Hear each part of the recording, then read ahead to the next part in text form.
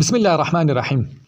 ملګرو مولا نورالدین اغا پر روزي خان شوق باندې د ځینو ټوکو یا لطیفو له وجې نیوکه کړې وه. په جواب کې روزي خان وایي مولا نورالدین اغا یو بدماش سړی دی.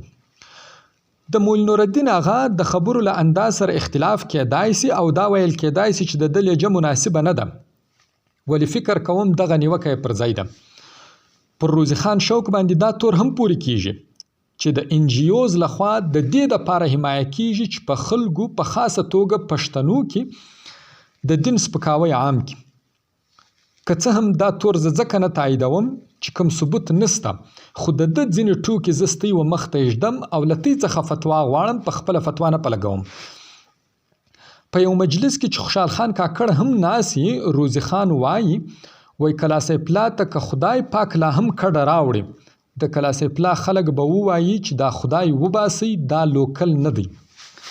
دوستانو نکیر منکر دوی فرشتې الله رب العالمین هیبتناکه پیدا کړي او د دې دپاره یې موږ ته وحشتناکه را معرفي کړي دي چې موږ پر خلکو باندې د ظلم، د ناجایز او د فراډ څخه ځان وګورو.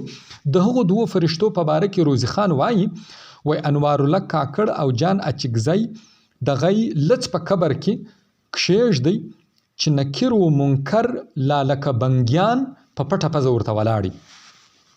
اوس یو داسې څوک که هغه روزي خان که هر څوک چې خدای سپکوي، فرشتې سپکوي، د هغه په باره کې ستی فتوا څه ده؟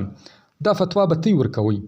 خو یوه فتوا بیا زه درکوم، هغه دا چې پر دا رقم ټوکې کوونکي باندې چې کومه فتوا لګیږي، هغه فتوا پر هغو اوریدونکو باندې هم لګیږي چې پر دې ټوکه خاندي یا په دغه ټوکه باندې خوا نه بدوي.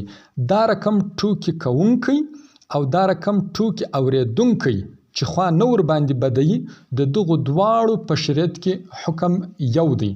لہذا ستۍ څه مې درخواست دا دی چې خپل ایمان له خطرې سره مه مخامخ کوئ او د دې سړي ټوکې مه اورئ.